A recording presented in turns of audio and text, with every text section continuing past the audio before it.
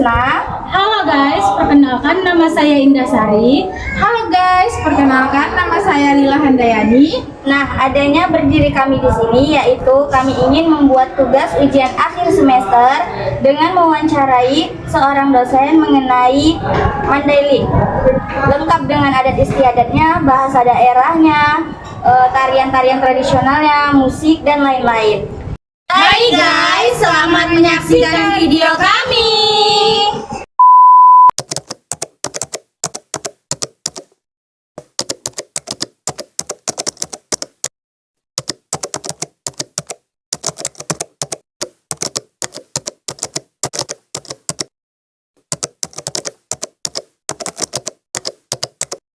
Assalamualaikum warahmatullahi wabarakatuh. Waalaikumsalam warahmatullahi wabarakatuh. Sebelumnya perkenalkan Pak, kami dari kelas 6 BPSD. Ada yang datang kami di sini itu karena kami ingin mewawancarai Bapak tentang daerah Mandailing. Yang pertama, kami ingin bertanya mengenai bahasa daerah.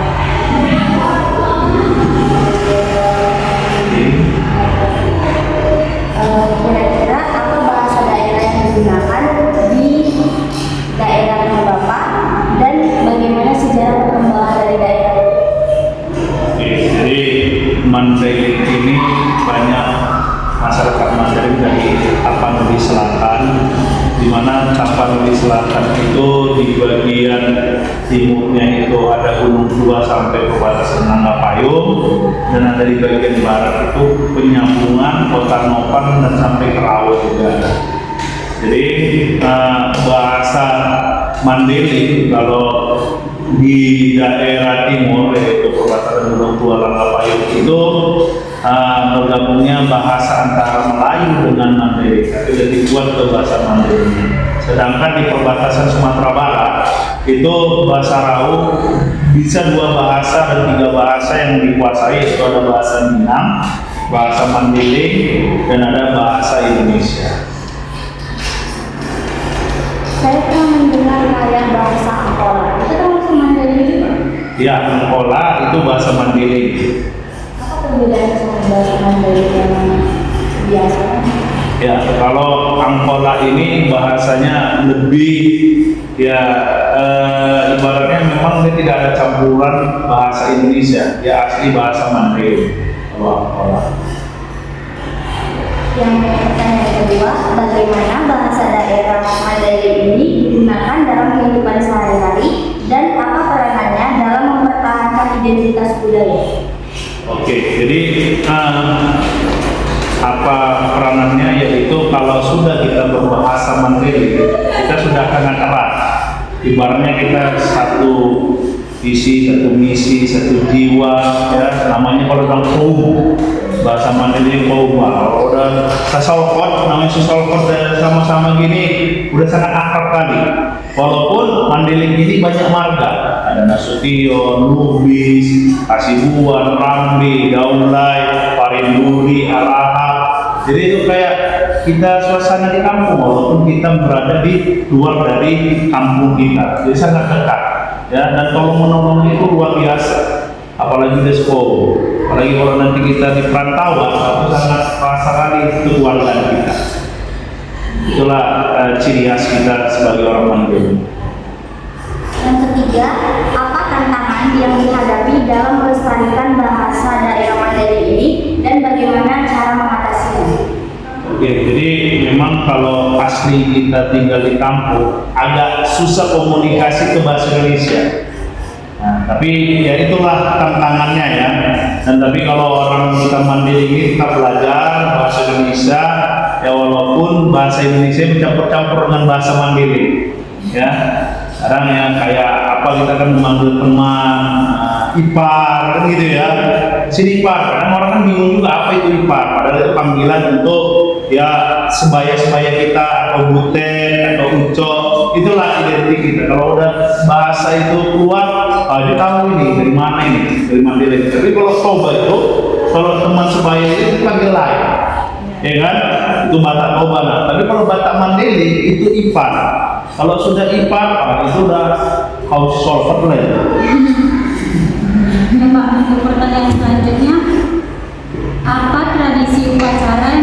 penting di daerah Mandailing ini dan bagaimana sejarah? Ya, jadi kalau kita orang Mandailing ini pertama Mas Kobar, ya, baru yang paling terkenal lagi itu upa-upa. Ya, upa-upa itu bukan kita acara pernikahan aja di upa-upa. Kita sakit, kita belanggan, itu di upa-upa. Ya, kita membeli barang atau kita kasih jabatan pun sekalian, kita pun di upa-upa. Upa-upa itu apa? Untuk mencari semangat, ya, tondi roha, kan, biar naik tondi itu, ya, semangat itu timbul, jiwa itu timbul, makanya itu di upa-upa, ya, di upa-upa itu supaya kita jadi semangat. Kalau untuk markobar tadi digunakan? Nah, itu untuk pesta, iya, Seperti pesta perkawinan, ya, dan itu ada ibaratnya kita di mana? Kalau di pesta ini ada ibarat jabatannya, kita jabatan apa? Anak buruh kah? Ya, baru bagian rajaon kan gitu ya, anak buruh. Kalau anak rajaon itu dia nggak bisa kerja. Itu ibaratnya raja apa itu ibarat dari perempuan, dari pihak perempuan itu raja. Ya, kalau pihak laki-laki itu biasanya itu jadi akauban atau apalah ibaratnya, apa namanya itu, kayak saya bilang tadi, anak buruh, ya, dia kerja, anak buruh ini dia yang kerja, dia yang ngundang, dia yang masak, dia yang sibuknya, ya, suksesnya acara itu anak buruh, ya, dan raja itu ada karena ada anak buruh, nah, makanya ini tetap ada, dan itu kalau ibarat bisa jadi raja itu, nah, seperti yang dihormati itu tulang kita. Ini kalau dia berkeluarga ya, tulang itu sangat dihormati. Ya, tulang itu sangat dihormati. Ya, dan tulang itu kalau pihak laki-laki itu memang harus membantu perempuan, ya, perempuan sangat hormat. Ya, oke. Nah, untuk pertanyaan selanjutnya Pak, bagaimana tradisi upacara ini mempengaruhi kehidupan masyarakat dan apa nilai-nilai yang dikandung di dalamnya? Ya, jadi nilai-nilai terkandung di dalamnya ini ya kita tahu tutur sama siapa kita bicara, ya, dan kalau kita orang Mandailing ini kuat kali masih adatnya, adat istiadatnya luar biasa. Kayak saya bilang tadi, ya, kita sama ipar kita itu luar biasa hormatnya. Kalau ipar kita suruh untuk tolong bu, bantu, kita bantu, ya, nggak bisa kita, apalagi emang pulang kita, ya. Kalau bisa, kalau ibarat kita belajar gitu ya, jumpa mengulut kita takut ya. Nah, ini sama juga, jumpa mengulang itu luar biasa kita takutnya. Bicara pun kita tidak bisa selepas, ya, kita memang harus ditata bicara kita, harus sopan, makulang, sorry tulang, ya kan. Nah, nggak bisa kita cuma kayak anggap kawan kita pulang tangga. Itu memang luar biasa, kayak ibarat kita raja lah, raja ketemu gimana masyarakat ketemu raja, ya, kita permisi, ya, permisi mananya kalau yang rumah tangga ini ya. Nah, jadi itulah dia luar biasa nilai-nilainya itu, ya, kita tidak, kalau memang anak buruh tetap anak buruh, nggak bisa jadi raja, kan. Tapi kalau kita nanti di pihak yang lain, pihak keluarga kita bisa jadi raja. Jadi beda-beda. Nah, kalau kita menikah, saya laki-laki, ini perempuan, saya tetap perempuan jadi anak buruh. Tapi kalau saya di laki-laki, ada kakak saya atau adik perempuan saya jadi raja, kan gitu ya. Jadi itulah nilai-nilainya, tetap saling menghormati. Dan kita pun sama ibaratnya ada menantu ipar kita kan, ada istrinya, kita nggak boleh bicara, itu pantang, ya enggak, jauhin. Kita saling menghormati karena itu tidak boleh di adat kami sebagai orang Mandailing. Nah, itu nggak boleh. Dan kalau saya punya istri, ya, saya punya kakak namanya Eda. Iya. Mereka itu pun ya itu pandai-pandai lah, ya, karena mau kadang bisa miskomunikasi gara-gara apa namanya bersenggolan atau salah komunikasi, jadi tidak tahu menghadap di mana dia posisinya berada, kan gitu ya. Jadi itu agak apalah namanya. Walaupun dia bersama Mandailing, dia udah dekat gitu, udah kayak keluarga, kita kan nggak boleh ngomong sembarang selayaknya. tidak bisa. Itulah adat istiadat. Dan di agama pun yang lebih tua itu ya lebih terhormati. Ngomong itu pun ya memang apa yang kita omongkan ya betul-betul, tidak ada seluruh, tidak ada margiri-giri, ya kan? Ada ibaratnya margiri-giri atau kalau bahasa sekarang yang permikol, tulang ganting-ganting, bahasa Melayu-Rayu itu tidak ada. Memang ya biasanya itu yang kita menghadap sama raja ya betul-betul tertata dan betul-betul sopan, santun. Selanjutnya Pak, apa peran tradisi upacara dalam mempertahankan identitas budaya dan bagaimana cara melestarikannya? Oke, jadi kalau kita tadi bilang kan upacara ini ya, memang saya nggak apa kali cuma mendengar ya, karena nggak sering terlibat, ya kan. Kalau upacara itu ya yang kita bilang anak buruh itu luar biasa ekstra kerjanya, ya kan.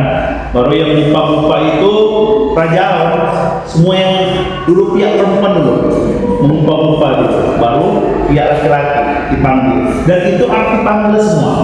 Mau itu unde, amang buru, ya amang buru itu biasanya itulah jadi apa ya, anak buruh ya.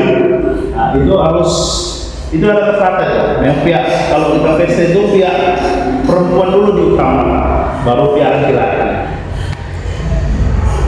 Kalau untuk yang adat istiadat terutama itu ada juga yang kalau misalnya di Jawa kan ada kayak adat istiadatnya kayak yang lagi ngapainkan beras, apa menjadikan beras gitu. Nah kalau di Mandailing itu gimana kira-kira? Ada, jadi kalau udah raja itu ada namanya marwendang, ya.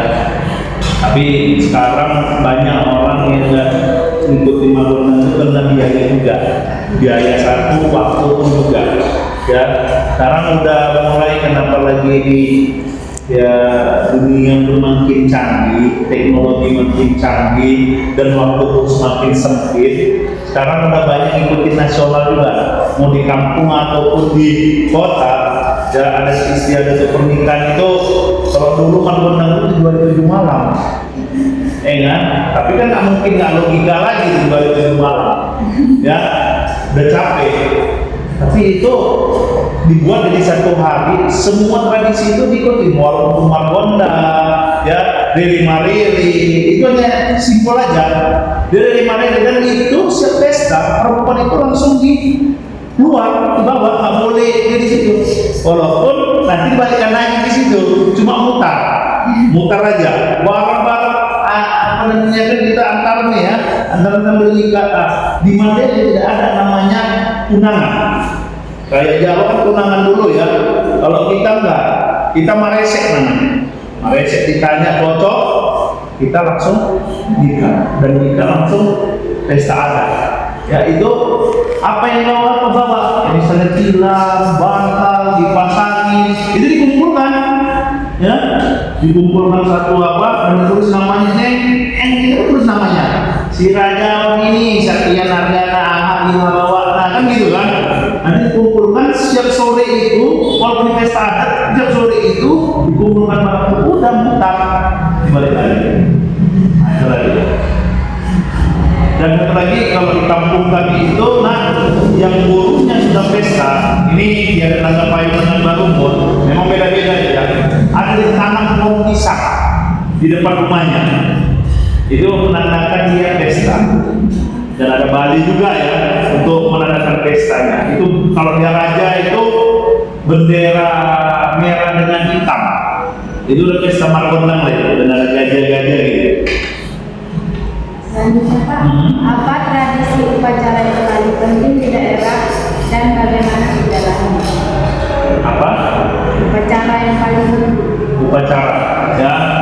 Jadi upacara ini ya, kayak tadi saya bilang tadi kenduri pun ada yang meninggal ya. Kalau di Mandailing itu luar biasa ya. Kalau ada yang meninggal katanya itu, kalau di kampungan, kalau dia yang agak lumayan ekonominya, di kuburan itu pun masih dibacakan Yasin tuh, sampai seminggu. Kasih tenda itu, Ustaz itu, ya dia bacakan Yasin. Dan satu lagi apa? Dia kalau batu kuburan itu diambil di sungai, ini ada Mandailing ya, itu di kenduri itu batu itu dizikirkan juga. Semua itu di satu-satu tempat, satu orang. Nah, baru nanti udah dizikirkan baru baca itu tadi kuburan. Nah, Mandailing. Baru ya kayak resek tadi ya, masalah untuk pernikahan itu memang betul-betul berapa sih namanya ya, dan kayak bilang itu tamat dia ada harganya, ada yang SD berapa sinamotnya, SMP berapa. Biasanya kalau ini kita kan nggak usah di Medan ini aja, apapun sukunya kita kalau mencari guru itu udah tahu harganya berapa ya. SD itu 5 juta, SMP 10 juta, SMA 15, kuliah 30 sampai 50 tergantung profesinya. S2 nah itu bisa lebih dari 50. Rusa atau Sega itu bisa gratis, dami-dami. Makanya itu perempuan itu dijagalah dengan Dan itu harga segitu untuk makanannya. maharnya aja, belum pestanya. Dan gara-gara mahar bisa juga batal. Dan dan itu disetujui dulu sama pihak perempuan. Bisa nanti perempuan menerima, tapi sama apa guru ipar-iparnya atau tulang dari pihak emak atau pihak laki-laki, kalau nggak cocok bisa jadi nggak jadi, batal lah. Memang adat itu sangat luar biasa. Untuk apa? Bukan dibilang itu matre, tidak. Kita kan harus tahu juga, ya betul nggak dia serius, nggak dia hanya main-main nggak. Nah, itu makanya kalau di Mandailing itu dilihat bibit, bebek, bobot itu masih tetap, ya. Kan tengok dulu, siapa mana dia, kampung mana, anak siapa, kan gitu ya kan? Berapa ladangnya, kan gitu ya? Berapa hektar, apa kuliahnya, kan gitu. Karena kalau kita orang Mandailing ini ambil ilmu dengan baca toba, pendidikan yang paling utama, ya. Selanjutnya Pak, bagaimana tradisi upacara ini mempengaruhi kehidupan masyarakat dan apa nilai-nilai yang terkandung di dalam? Ya, jadi tradisi adat istiadat ini ya sangat bagus. Tapi tradisi ini ya sama dengan kayak agama juga. Dan yang bagusnya itu kadang suka memaksakan ya yang ada jadi ada. Dengan mungkin yang tidak bagusnya ya. Mungkin dia nggak sanggup atau dia mau nampak hebat tapi dia tidak bisa, terakhir dia menjual ladang, kan gitu ya. Dia sebenarnya nggak mampu, tapi dia ada dikorbankannya. Kan sayang ya, gara-gara pesta, gara-gara memang ya kalau kami orang Mandailing ini mau dicerita-ceritain kan gitu kan. Nah, sinamot nah katanya, bah mau kali banyak karena orang yang lain yang mau baru nanti kok mati nggak ada tanah katanya, ya kan? Mana kalau lagi tinggal katanya, ladang itu cuma sedikit, nah itu ya. Kalau ya bagusnya itu ya dia mencari pekerjaan itu untuk mencari kehidupannya supaya layak. Ya, bukan Mandailing itu manipon, salah. Ada yang orang Mandailing itu pelit, enggak pelit itu untuk orang lain. Kalau diri sendiri atau untuk keluarga luar biasa Mandailing menolong. Ini Ya, apa peran tradisi upacara dalam mempertahankan identitas budaya dan bagaimana cara melestarikan? ya perannya itu supaya tahu posisinya sebagai apa. Ya, karena kalau kita udah nasional, ya apalagi pesta di Medan ini tidak ada makanannya. Ya, di undang-undang aja datang dan masukin amplop. Kalau di adat ini kita masih hormatin yang tua dulu, yang naik ke atas untuk mengumpah-umpah, ya kan? Atau ibaratnya untuk tawar, ya mau nikah mau apa pun tawar juga itu. Nah, jadi yang tua itu dipanggil dari pihak perempuan dulu, panggil kalau pihak laki-laki. Kalau kita di Medan ini, ayo anu, udah datangnya sampai datang. Nah, kalau bisa acara itu batal kalau tulangnya tidak ada. Kecuali bisa digantikan, kamarnya airnya sakit bisa digantikan dari pihak istri, abangnya, atau dari keluarga laki-laki dari istri kan gitu kan, bisa digantikan. Tapi bisa nggak jadi kalau nggak ada kerajaan yang ada itu acara besar. Walaupun dari belakang. Iya, bisa. Karena memang harus ada kerajaan di pernikahan. Kalau susah kerjanya misalnya kayak orang kayak sakit. Ya, makanya sedang sakit itu pihak dari perempuan, tapi pihak dari ayahnya ya, itu menggantikan.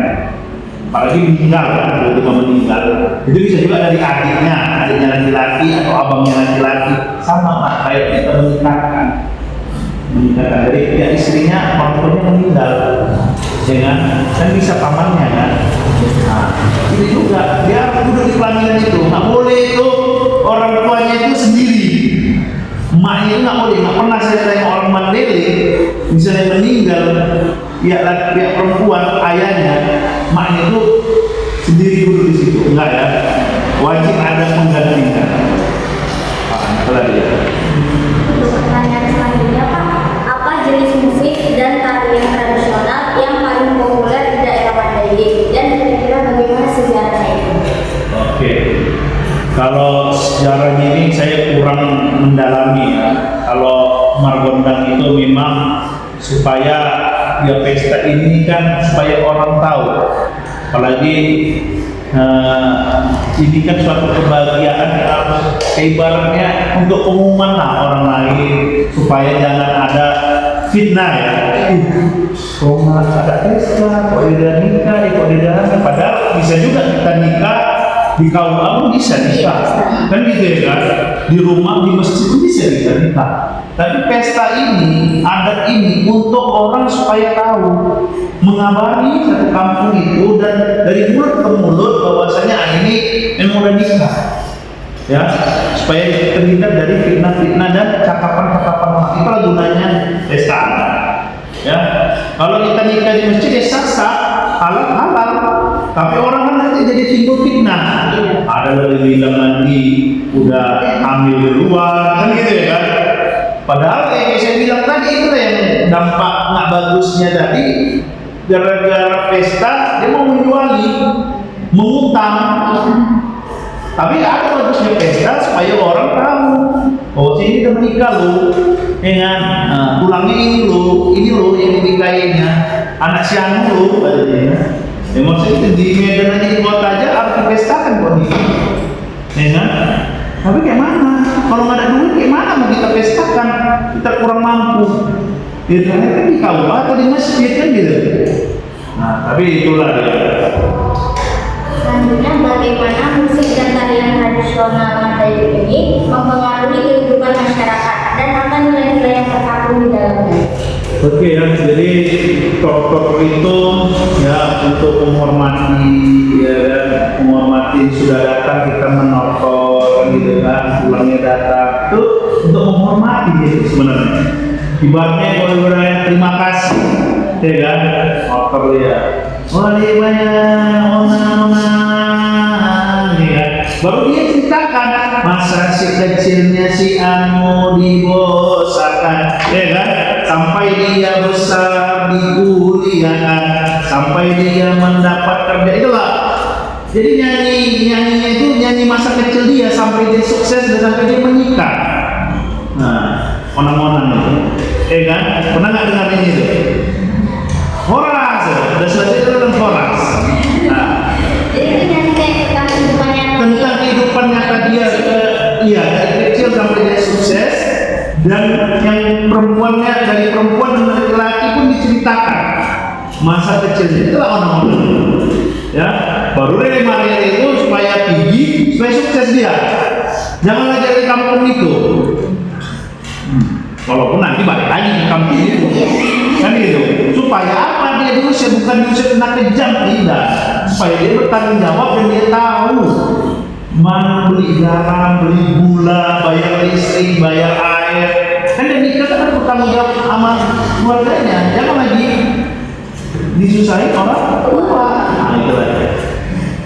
Selanjutnya, apa peran musik dan tarian tradisional dalam mempertahankan identitas budaya dan bagaimana cara melestarikan Nah, itu dia. Jadi kan kalau musik tadi kan, kadang kalau kita cerita aja ya kurang enak. Tapi kalau campur musik, ya kan, bunyi lagi itu, lantunan itu. Jadi kita sambil ibaratnya enak juga, ada cerita sedihnya, ya kan. Jadi kita lebih connect, fokus, ya. Anda mendengar musik dan suaranya itu luar biasa kuatnya itu, diceritakan, ya, diceritakan tiap-tiap suksesnya. Itulah orang mandiri. Jadi nanti ada dia bawa anak, dengar itu yang dibilang wah itu tadi ngomong katanya, sama guru itu bilang ngomong, dia dari kecil sudah rajin, ya, sampai sukses, dia cari kerja tetap ingat orang tua. Dengan orang tuanya yang sudah meninggal berapa tahun meninggal, itulah makanya jadi semangatlah dia, ya. Jadi musik itu bikin kita semangat dan kita supaya jangan ya terhibur juga antara musik dengan kisah kan ya.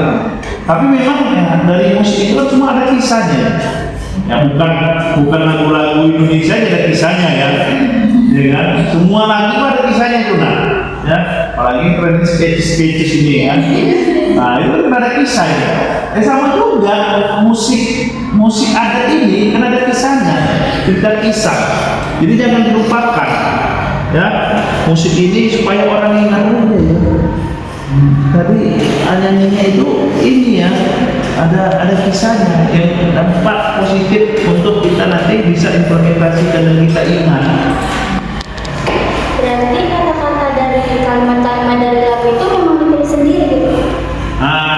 Memang dasarnya udah ada, tapi bisa kita tambahin ya sesuai dengan kisah si pengantin ini. Kan nggak mungkin kisahnya sama semua, pasti beda-beda.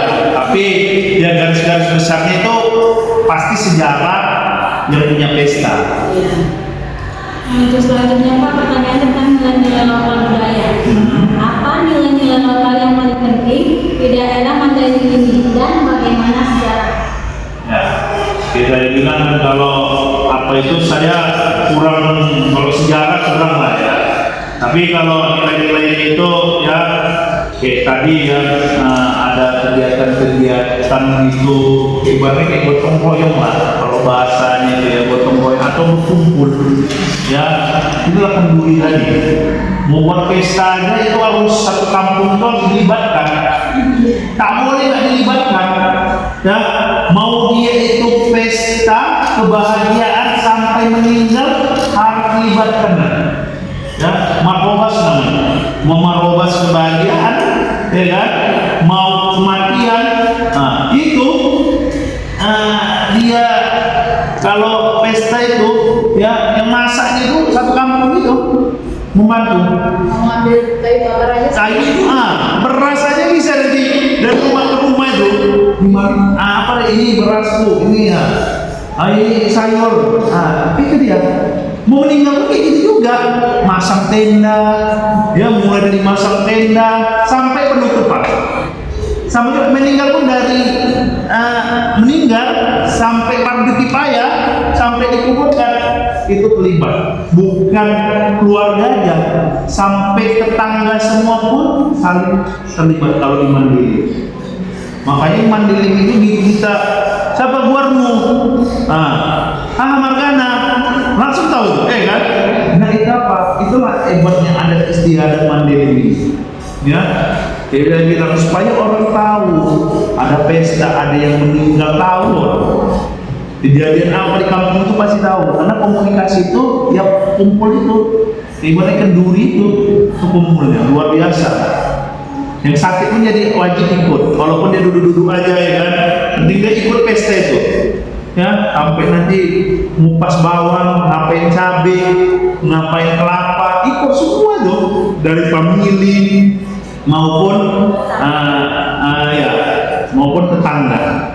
Dan ada jeleknya juga ya. Ini nih kalau di kampung-kampung itu, ini negatifnya itu makanan itu jangan diharap daging ada, kacangnya banyak. Kalau daging itu hilang itu, entah kemana, jangan kita tanya, kan? Tapi kalau sempesta itu di kampung itu Tapi itu makan pesta itu menunya kita buka rumah itu juga menunya Sama semua ya? sama semua yang dekat pesta itu, betul kan? Yang meninggal itu juga. Karena itulah gotong royong gitu ya. Oke. Lalu bagaimana nilai-nilai lokal ini mempengaruhi kehidupan sehari-hari masyarakat dan apa peranannya dalam mempertahankan identitas budaya? Ya, jadi budaya sama lokal juga itu sama dan agama. Ya, kita membantu itu kan keluarga terdekat. Ingat, jadi sebenarnya ya nggak lepas juga mandiri ini sama dengan agama. Ya, dia harus membantu keluarga terdekat dulu. Ya, sama juga kita kan, ini kita tinggal di Medan kan. Nah, tengok katanya kita sakit di sebelah rumah, pasti kita jenuh kan? Jenuh kan? Kita jenuh. Ada yang meninggal lagi kita, sama juga. Di kampung kayak gitu, tapi di kampung lebih luar biasa ininya, menolongnya kan. Kalau itu bisa kita hindar alasan kerja atau apa kalau di rumah. Jadi ya tetap tradisi itu ya tetap ya budaya mandiri ini dekat dengan ajaran agama Islam atau Al-Quran. Nah itu dia, bantulah keluarga terdekat. Kalau nggak kamu bantu, kamu masuk api neraka. Itu ada di surat Al-Najm 58.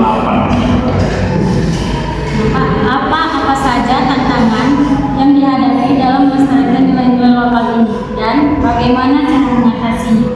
Oke, ya jadi kadang kan orang mau memudahkannya ya, kadang segan lah. Tapi kalau kita ikutin luar biasa, bisa kita pakai gini bisa nggak cakap-cakapan, ya mati segan, ya kan? Itu tantangannya. Jadi kayak nggak berkaum apa ya kan? Ya kalau di tapi sekarang pun adat itu udah terpengaruh juga dengan budaya-budaya barat. Di kampung kita pun udah mulai juga udah nggak ada juga ya. Kadang pun dapat tulang kita pun mau juga bercanda-canda kan gitu yang saya bilang tadi. Ya sebenarnya emang tulang kita nggak boleh bercanda, jaga jarak. Ya kan kalau kita ya tidak sekarang nggak ya. Kenapa sudah dipulangkan memang udahlah ya kan, namanya kalau menolong. Karena kalau kita mau susah gitu, kita anak orang itu luar biasa takutnya, malunya kan gitu kan. Kalau sekarang nggak lagi ya, karena daripada stres, bunuh diri atau apa itu untuk menghindarinya.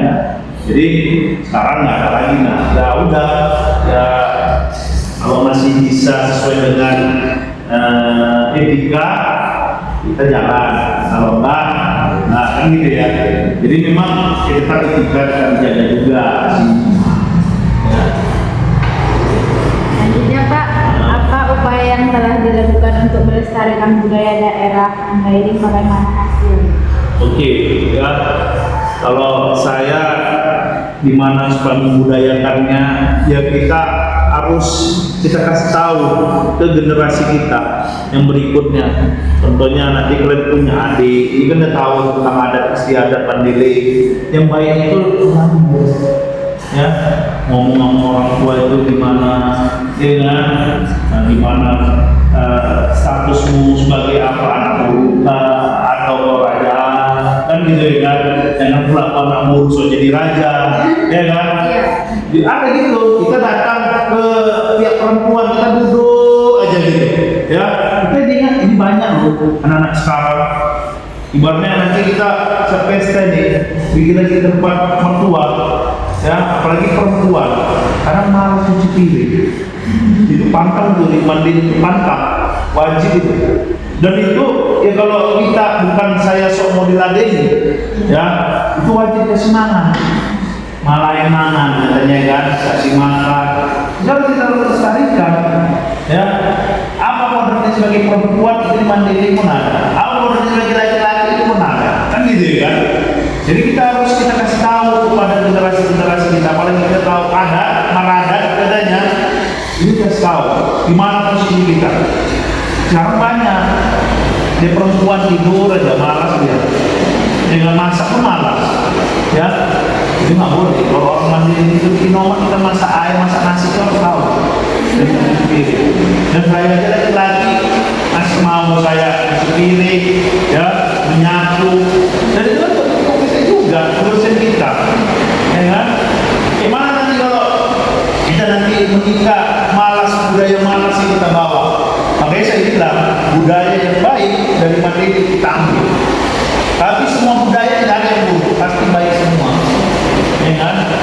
tergantung implementasikan siap atau enggak dan posisi mana kita. Kalau kita lagi bekerja, ya kita posisi kita ya kalau enggak bisa kita masak kita beli. Kan itu yang model yang baru kan. Nah, kita beli apa sekarang enak kok masakan Mandeli kan? Bulan kita datang, kita beli masakan Mandeli. Dulu ditumbuk kita belikan, walaupun dari tangan kita. Minimal kita punya usaha, ya. Dan ciri khas makanan Mandeli itu ya, enggak yang susah kan.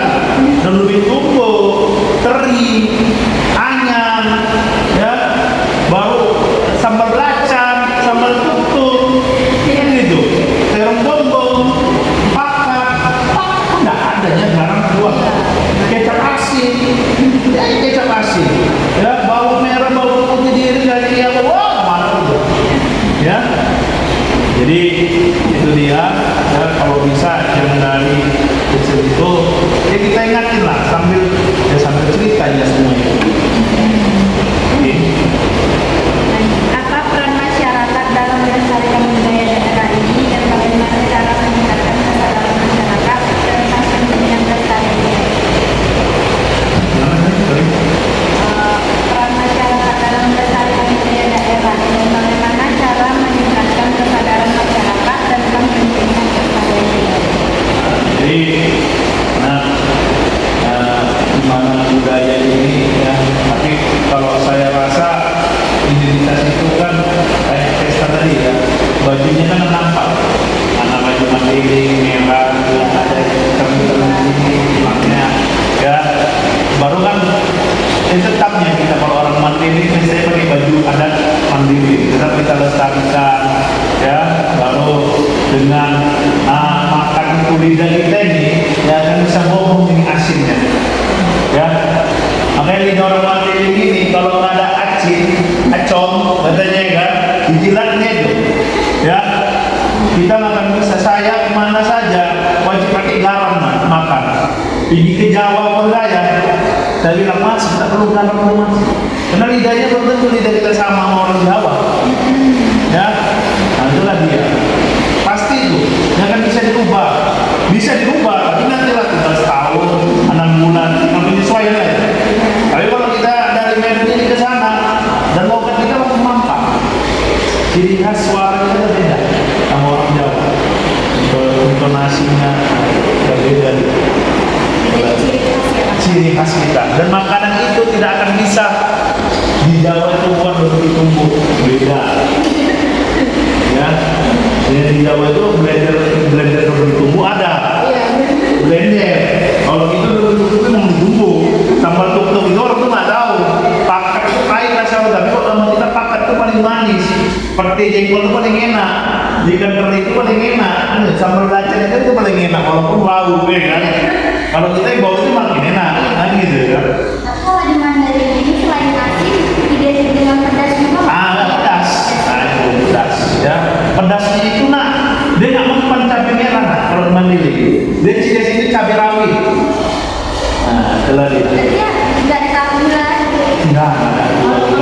Yang pakai gula nggak masuk ya kan? Enggak masuk. Ya. Kembang loyangnya pun nggak masuk. Ya. Manis ya. Nggak manis nggak masuk. Sebenarnya apa tantangan yang dihadapi dalam melestarikan budaya daerah ini dalam bagaimana cara mengatasinya? Ya, kadang kan kayak saya bilang tadi belum tentu orang menerima ya seperti makanan adat kita. Ada juga yang pakai gula itu, yang pakai apa namanya?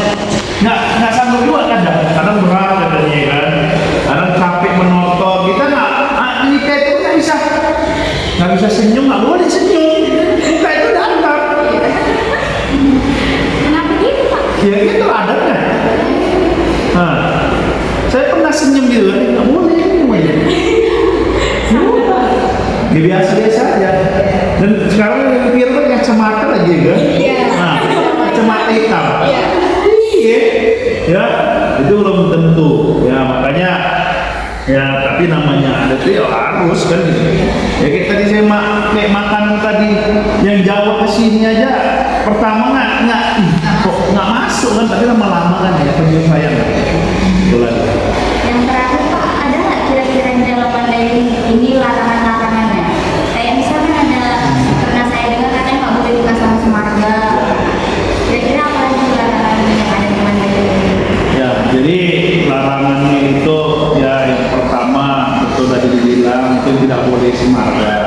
itu kan di adat.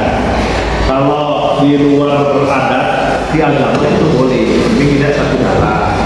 Ya, baru anak dari misalnya saya, anak mama saya, ya kan, anak mama saya, ya kan, ada adiknya, anak adiknya pun nggak bisa saya menikah sama dia, walaupun beda marga kan gitu ya kan, nggak bisa, ya. Bukan semarga aja, anak adik mama kandung saya yang perempuan ya, terus kalau laki-laki boleh, anak tulang. Anak mama adik mama saya suruh ini sama anaknya nggak boleh, karena itu anak adik mama saya, karena sama levelnya, itu nggak boleh. Walaupun di dalam agama boleh. Boleh, ya semarganya dalam agama boleh, tapi ya katanya tak benar kita tidak. Memang saya lihat semarga itu nikah, banyak yang nikah semarga, tapi jadi titik. Toritik gila, ya, jadi gila. Bukan gila itu jadi orang gila, enggak. Jadi lupa ada. Karena gimana bingung? Tulangnya tulang, udahnya, mengurutnya kayak mana? Jadi kalau lepas dol, tidak ada kendali. Ya, makanya status semua ini kan jadi kendali. Kau supaya tahu kau di mana posisimu, sebagai apa posisimu, itulah dia ada itu. Dan itu ada stambuknya itu. Keturunan keberapa? Jadi kalau keturunannya sama gimana? Mana lagi dia alur jalan itu? Ada. Oke. Ya, jadi itu saja Pak pertanyaan dari kami. Sebelumnya kami mengucapkan terima kasih banyak atas Bapak telah meluangkan waktu Bapak untuk kami, dan apabila ada salah kata dari kami mohon maaf Pak. Kami akhiri. Saya pun mohon maaf juga salah penyampaian, kurang jelasnya sejarah, karena saya pun ya sejarah ini bisa berubah, ya namanya saya dengar dari orang tua saya dengar dari nenek saya dengar, kadang bisa berubah, dan tempat daerah pun bisa berubah-ubah. Kayak saya bilang tadi, ya nanti ini versinya dari sebelah timur, sebelah timur, ya Labuan Batu, Labu Siang ke timur. Kalau dia barat itu dari Penyambungan, Rau, itu bisa berbeda lagi nanti. Kota Nova bisa berbeda, tapi tidak jauh perbedaannya. Ya, itu aja sih. Mohon maaf juga bila sejarahnya mungkin agak kurang, saya mohon maaf. Terima kasih untuk para peneliti ya sudah mewawancari saya. Sekali lagi terima kasih Pak. Kami akhiri wabillahi taufiq wal hidayah. Assalamualaikum warahmatullahi wabarakatuh. Waalaikumsalam.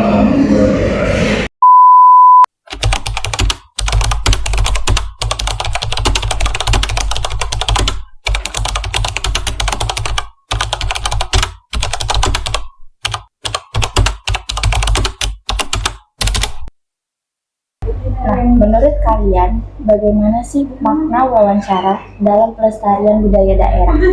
Nah, menurut saya, wawancara membantu kita memahami nilai-nilai dan tradisi budaya daerah yang mungkin sudah mulai terlupakan. Dengan wawancara, kita bisa mendapatkan informasi langsung dari sumbernya. Nah, saya setuju. Wawancara juga membantu kita memahami konteks budaya daerah dan bagaimana budaya tersebut berkembang seiring waktu. Menurut saya juga sih, karena melalui wawancara kita juga bisa mengetahui bagaimana masyarakat daerah memandang dan melestarikan budaya mereka masing-masing. Nah, ini juga penting untuk kita memahami identitas budaya daerah kita. Nah, kalau menurut kalian, bagaimana kita bisa melestarikan budaya daerah melalui wawancara itu? Kok menurut saya, kita bisa merekam dan mendokumentasikan hasil wawancara sehingga informasi tentang budaya daerah bisa disimpan dan dibagikan kepada generasi berikutnya. Nah, kita juga bisa menggunakan hasil wawancara untuk membuat konten edukatif seperti video, artikel yang bisa membantu mempromosikan budaya daerah. Selain itu, sepertinya kita juga bisa menggunakan hasil dari wawancara untuk mengembangkan program pelestarian budaya daerah seperti festival atau workshop yang bisa melibatkan masyarakat daerahnya. Nah, selanjutnya bagaimana menurut kalian kita bisa memastikan bahwa budaya daerah itu tetap relevan dan hidup di daerah modern ini? Menurut saya, kita bisa memadukan budaya daerah dengan teknologi modern sehingga budaya daerah bisa diakses dan dinikmati oleh masyarakat luas. Kita juga bisa melibatkan generasi muda dalam proses pelestarian budaya daerah sehingga mereka bisa memahami dan menghargai budaya daerah mereka. Sepertinya kita juga bisa mempromosikan budaya-budaya daerah melalui pariwisata budaya itu. Nah, sehingga masyarakat luar daerah juga bisa memahami dan menghargai budaya daerah kita. Nah, menurut kalian pendapat yang tadi sepertinya cukup relevan untuk dilanjutkan ya kan? Cukup. Nah, jadi terima kasih atas refleksi atau diskusi yang sedang kita lakukan tadi. Semoga kita semua bisa terus melestarikan budaya daerah dan mempromosikannya kepada masyarakat luar. Baik guys, segitu saja video dari kami. Jangan lupa ditonton. Sekian dari kami. Apabila ada salah kata atau perlakuan, kami mohon maaf. Assalamualaikum warahmatullahi wabarakatuh.